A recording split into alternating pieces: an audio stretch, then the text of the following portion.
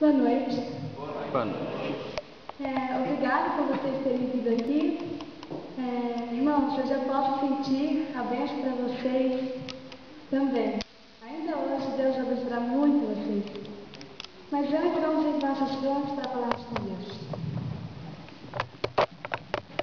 Senhor Jesus, pedimos que o mesmo Espírito Santo que inspirou os profetas possa inspirar-nos, Senhor.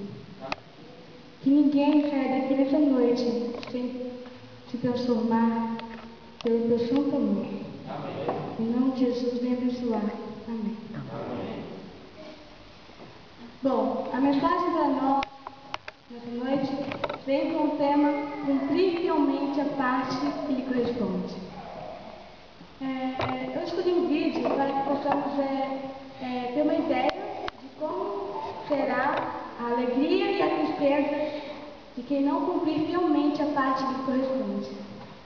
Vamos ver o vídeo.